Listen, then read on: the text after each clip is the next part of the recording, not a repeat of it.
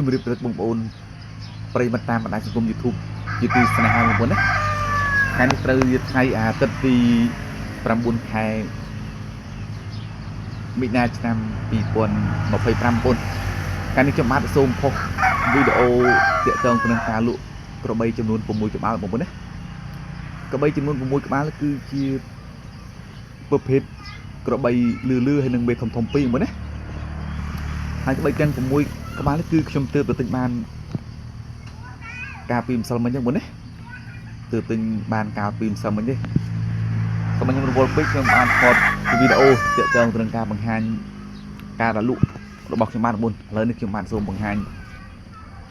ក្បីទាំង6ក្បាលឲ្យបងប្អូនជ្រាបជាព័ត៌មានខ្លះៗបងប្អូនណាឥឡូវនេះគឺខ្ញុំបានសូមពណ៌នាក្បីនីមួយៗក្នុងការចែកម្លែកទាក់ទងទៅនឹងពិភាក្សាឲ្យបងប្អូនដឹងត្រួសត្រាសបងប្អូនតែក្បីទាំង6ក្បាលនេះទាក់ទងទៅនឹងការពណ៌នាភិនភាគគឺមិនប្របាក់ទេបងប្អូនណាដោយសារវាប្រភេទក្បីលឺ4ក្បាលហើយបើលឺ4ក្បាលនោះគឺវាផាក់ផែគ្នាបងប្អូនគឺវាផ្ដំផ្សងគ្នាហើយកម្រិតធាត់របស់វាគឺធាត់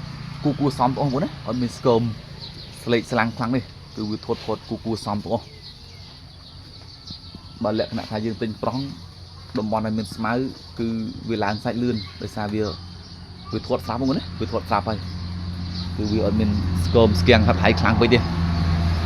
ហើយកម្ពស់កម្ពស់របស់លឺទាំង4គឺ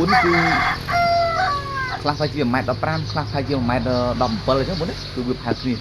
ហេឥឡូវនេះគឺខ្ញុំឲ្យមើលមេធំហ្នឹងបងប្អូននេះមេធំនេះគឺមេកមុំបងប្អូនណាចាស់គាត់ថាមេកមុំហេមេនេះខ្ពស់ប្រហែលជា 1.28 បងប្អូនសាច់លឹបតែមុន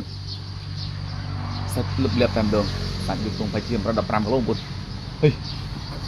ហេនេះមេនេះបងប្អូនមេធំនេះមួយទៀត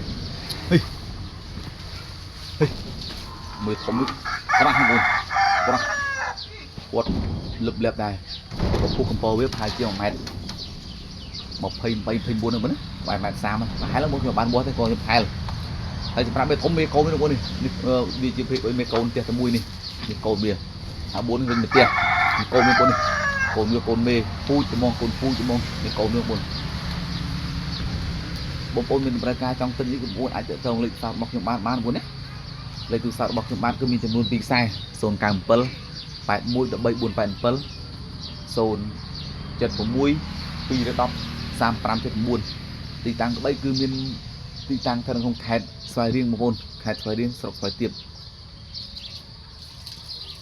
តែតម្លៃទាំងអស់គឺមិនថ្លៃទេបងប្អូនណាតម្លៃគឺសមរម្យទេគឺតម្លៃសម្រាប់នៅក្នុងចំណងជើងនៃវីដេអូរបស់ខ្ញុំបាទបងប្អូននឹងអរគុណច្រើនបងប្អូនណាសម្រាប់វីដេអូថ្ងៃនេះគឺមានតែប៉ុណ្្នឹងបងប្អូនអរគុណច្រើនជម្រាបលាជួបខ្ញុំបាទនៅវីដេអូក្រោយ